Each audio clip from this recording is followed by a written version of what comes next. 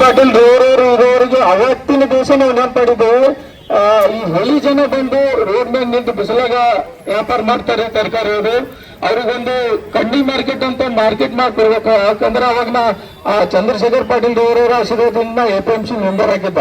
ಅದು ಹೋರಾಟ ಮಾಡಿ ಆ ಕಂಡಿ ಮಾರ್ಕೆಟ್ ಒಂದು ದೊಡ್ಡ ಮಾರ್ಕೆಟ್ ಆಗಿ ಮಾಡ್ಬೇಕಂತ ಅವ್ರ ಮನವಿ ಮಾಡ್ಕೊಂಡಾಗ ಅವ್ರ ಮೊದಲ ಜಾಗ ಖರೀದಿ ಮಾಡಿದ್ರು. ಅದಾದ್ಮೇಲೆ ಮುಂದೆ ಬರ್ತಕ್ಕಂಥ ದಿನಗಳಲ್ಲಿ ನಮ್ ದತ್ತಾತ್ರೇಯ ಪಾಟೀಲ್ ಅವರಿಗೂ ಸಹ ಮನವಿ ಮಾಡಿದ್ರು.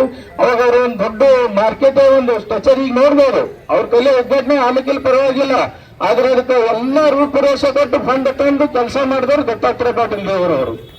ಅದು ಅಲ್ಲದೆ ಕೂಡ ರಾಷ್ಟ್ರೋತ್ಥಾನ ಸ್ಕೂಲ್, ಇವಾಗ ಬಡ ಮಕ್ಕಳಿರ್ಲಿ ಯಾರೇ ಇರಲಿ ಒಳ್ಳೆ ಶಿಕ್ಷಣ ಸಲುವಾಗಿ ರಾಷ್ಟ್ರೋತ್ಥಾನ ಸ್ಕೂಲ್ ಸಿರ್ಸ್ಗಿ ಅಫ್ಜಲ್ಪುರ್ ಮೇನ್ ರೋಡಿಗೆ ನೋಡ್ಬಹುದು.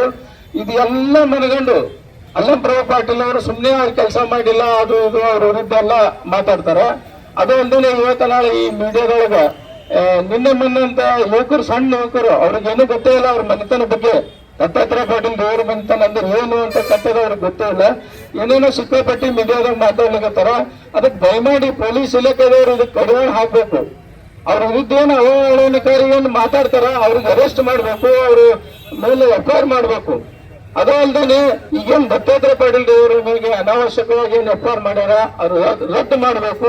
ರದ್ದು ಮಾಡ್ಲಿಲ್ಲ ಅಂತ ಇನ್ನೂ ಹೆಚ್ಚಿನ ಹೋರಾಟ ನಾವು ಮಾಡ್ತೇವೆ. ಪೊಲೀಸ್ ಇಲಾಖೆಯವರು ದಯಮಾಡಿ ಯಾಕದ್ರ ಬಗ್ಗೆ ಒಂದು ಏನು ಹೇಳಲೇ ಆಗ್ಯಾರ, ಯಾಕೆ FIR ಮಾಡಿದ್ರಿ ಅವ್ರಿಗೆ ರದ್ದು ಮಾಡ್ತಿಲ್ಲ, ಇನ್ನೂ ಹೆಚ್ಚಿನ ಹೋರಾಟ ಮಾಡ್ಲಿಕ್ಕೆ ಪ್ರೋತ್ಸಾಹ ಕೊಡ್ಲಿಕ್ಕತ್ತಾರ ಇಲಾಖೆಯವರು. ಅದೇ ಅಲ್ಲದೆ ಅಲ್ಲಂಪ್ರಭು ಪಾಟೀಲ್ ಅವರು ಸಾಕಷ್ಟು ಅಭಿವೃದ್ಧಿ ಅಂತ ಹೇಳ್ತಾರೆ. ಅವ್ರ ಮನೆ ಅದೇ ಬಸ್ ಸ್ಟ್ಯಾಂಡ್ ಇದ್ರೆ ಅದು 7 ತಿಂಗಳಾಯ್ತು. ದಯಮಾಡಿ ಆ ಮೀಡಿಯಾದವರು ಅದು ಎಲ್ಲ ಹೋಗಿ ತೋರಿಸಿದ್ರು. ಆಚ ಕಡೆ ಮಾಡ್ಲಿಕ್ಕೆ 1 ವರ್ಷ ತಂದು ಈ ಕಡೆ ಮಾಡ್ಲಿಕ್ಕೆ ಈಗ 6 ತಿಂಗಳಾಯ್ತು.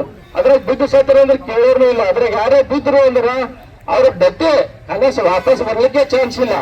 ಈಗ ಮತ್ ಮಳೆಗಾಲ ಸಹಿತ ಬಂದದ 6 ತಿಂಗಳಿಂದ ಒಂದ್ ಸಣ್ಣ ಕೆಲಸ ಮಾಡಲ್ಲ ಅಂತಕ್ಕಂತ ಇದ್ರೆ ಅವ್ರ ಯಾಕೆ ಶಾಸಕರಾಗಿರ್ಬೇಕು. ಅವ್ರ ಕೈಲ ಆಗಲಿಲ್ಲ ಅಂದ್ರೆ ಈಗ ನಮ್ಮ ಅಕ್ಕವ್ರು ಹೇಳಿದ್ರು, ಲಕ್ಷ್ಮೀ ಅಕ್ಕವ್ರು ಹೇಳಿದ್ರು, ಗೊಬ್ಬರಕ್ಕವ್ರು ಹೇಳಿದ್ರು, ರಾಜೀನಾಮೆ ಕೊಟ್ಟು ಬಿಡ್ರಿ, ಒಂದ್ ಸಣ್ಣ ಕೆಲಸ ನಿಮ್ಮ ಮನೆ ಅದರಿಂದ ಮಾಡಲಾಗ್ರಿ, ಇಡೀ ಕ್ಷೇತ್ರದಾಗ ಏನ್ ಮಾಡ್ತೀರಿ ನೀವು? ತಾವು ತಮ್ಮ ಮನಸ್ಸಿಗೆ ಕೇಳ್ಕೊರಿ.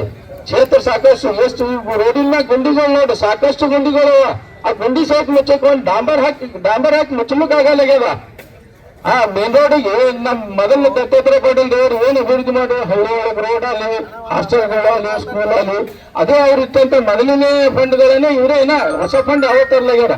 ಈ ನಮ್ ಸರ್ಕಾರ ಗ್ಯಾರಂಟಿ ಯೋಜನೆ ಅಂತ ಏನ್ ಗ್ಯಾರಂಟಿ ಕೊಡ್ತೀರಿ? ಬಡ್ರಿಗೆ ಶಿಕ್ಷಣ ಕೊಡ್ರಿ, ಬಡ್ರಿಗೆ ಆರೋಗ್ಯದ ಕೊಡ್ರಿ, ನೀವು ಬಿಟ್ಟು ಏನು ಕೊಡ್ಬೇಡ್ರಿ. ಅದ್ರಲ್ಲಿ ರೈತರು, ನಮ್ ರೈತರು ಹೇಳ್ತೀನಿ, ರಾಜ್ಯ ಸರ್ಕಾರಕ್ಕೆ ಮನವಿ ಮಾಡ್ತೀನಿ, ರೈತರ ಮೇಲೆ ಬಂದಾಗ ಕೆಲಸ ಮಾಡ್ಲಿಕ್ಕೆ ಯಾರೋ ಬರ್ಲಾಗ್ಯಾರ. ಇವೇನು ಬಿಟ್ಟಿ ಭಾಗ್ಯ ಏನ್ ಕೊಟ್ಟಿರಿ, ಉಚಿತ ಭವನ ಯಾಕೆ ಕೊಡ್ತೀರಿ? ಇದ್ದವ್ರು ಹೋಗಿ ಹೋಗ್ತಾರ, ಸಿಕ್ಕವ್ರಿಗೆ ಕೊಟ್ಟು ಈಗ ಯಾರು ಕೆಲಸ ಮಾಡ್ಲಿಕ್ಕೆ ಬರ್ಲಾಗ್ಯಾರ. ಅವ್ರಿಗೆ ನಡಿ ಇವ್ರಿಗೆ ನಡಿ ಬಸ್ಸಿಗೆ ಹೋಗೋದೇ ಇಲ್ಲಿ ರೈತರೆಲ್ಲ ಸಾಯ್ಲಿಕ್ಕತ್ತಾರ. ರೈತರು ಯೋಜನೆ ತಂತೀನಿ ಅಂತೀರಿ, ಯಾವ ಕೊಡ್ತೀರಿ? ರೈತರೆಲ್ಲ ಕೆಲಸ ಮಾಡಕ್ ಹಚ್ಚಿರ ಬಿಟ್ಟಿ ಬಗ್ಗೆ ಕೊಡೋದು ಯಾರಿಗೆ ನೀವು ಕೊಡ್ಬೇಕಂತೀರಿ? ಅದೇ ಅಮೌಂಟ್ ತಂದ್ರೆ ರೈತರೆಲ್ಲ ಕೆಲಸ ಮಾಡ್ರಿ, ಅವ್ರ ಜೀವನ ಉದ್ದಾರ ಆಗ್ತವೆ. ಬೆಳೆದಿಗೆ ಅವ್ರ ಏನ್ ಬೆಳಿತಾರ ಅದಕ್ಕೊಂದು ಉತ್ತಮ ಬೆಲೆ ಸಹಿತ ಸಿಗಲಾಗ್ಯದ. ಸುಮ್ಮನೆ ಹೇಳಿ ಪೇಪರ್ದಾಗ ಟಿವಿಗ ರೈತರಿಗೆ ಹಿಂಗ್ ಮಾಡ್ತೇವೆ ಹಾಂಗ್ ಮಾಡ್ತೇವೆ ಅವ್ರ ಹೊಂದ್ಕೊಂತೇವೆ, ಏನು ಅದ್ರದ್ದು ಪೂರ ಸುಮ್ಮನೆ ಅದ. ಅದು ಅಲ್ಲದೆ ನಮ್ಮ ಮಾಜಿ ಶಾಸಕರಾದಂತ ದತ್ತಾತ್ರೇಯ ಪಾಟೀಲ್ ವಿರುದ್ಧ ಏನೇನು ಹೇಳಿಕೆ ಇಲ್ಲ ಪೊಲೀಸ್ ಇಲಾಖೆಯವರು ಕಡಿವಾಣ ಹಾಕ್ಬೇಕು.